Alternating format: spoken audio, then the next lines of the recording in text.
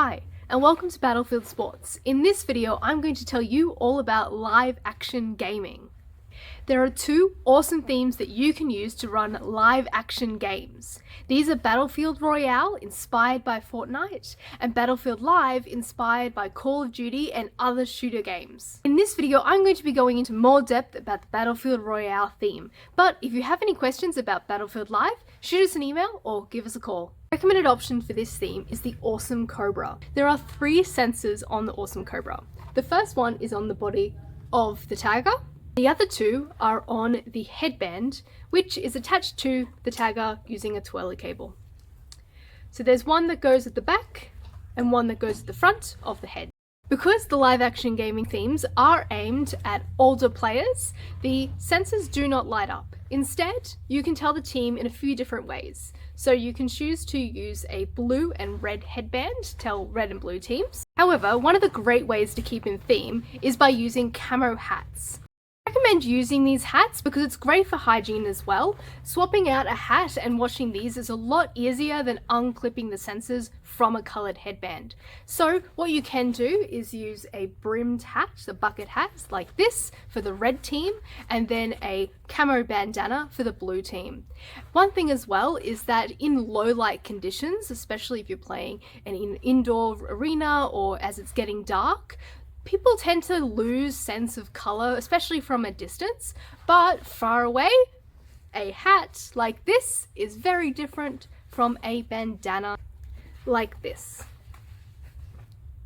Once you've assigned a team to a player, you can give them their hat. And the bandana is just tied at the back of the head, go on like that. And then you just mount the sensors. So these go on very easily over the top of the hat.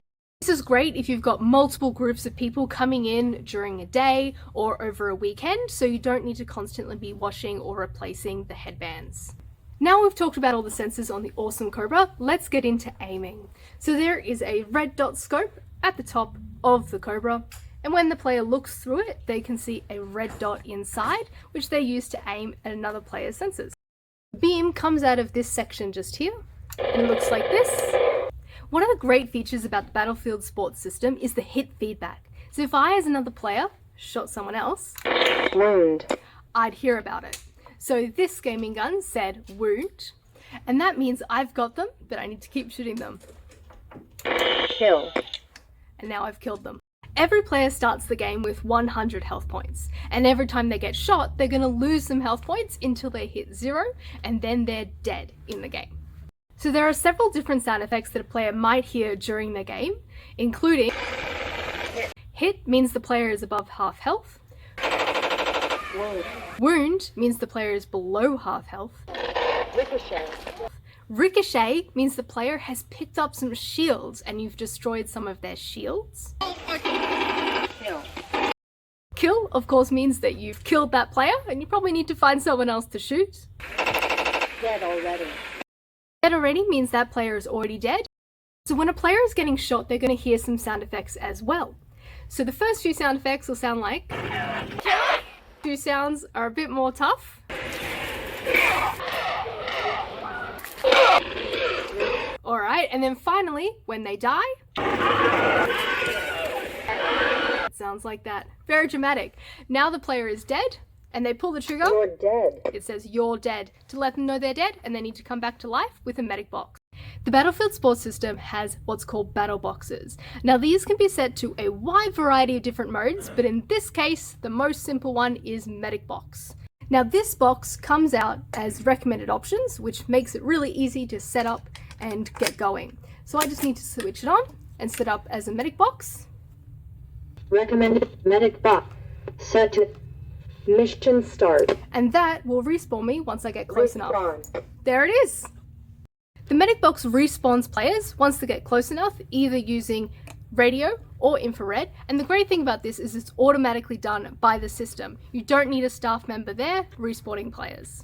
Having the players come back to a certain position after they die in the game is great for game flow and really helps build the action and the narrative of the game. We typically recommend playing with 2 teams, red versus blue, but you can expand to up to 7 teams. You'll need 1 medic box per team. The Awesome Cobra can be used indoors or outdoors, and it's fully mobile. You just wrap it up and you're good to go. There's no central computer that needs to be lugged around. That being said, laser tag is a high-tech hide-and-seek game, which means you want to have plenty of cover for the players to move to, hide behind, and shoot around. Building on the basic game of hide-and-seek, the Battlefield Royale theme expands the narrative and makes it more like a live video game with a variety of missions and the key feature, supply crates. Setting up a supply crate works exactly the same way as setting up a medic box. First up, turn on the battle box, then using the recommended options list, find supply crate and click the middle button. Options. Simple target, supply crate. Off it goes, takes a few seconds to boot up, and then it's going to start issuing supplies. There are 3 types of supplies a supply crate will issue. The first type is ammunition.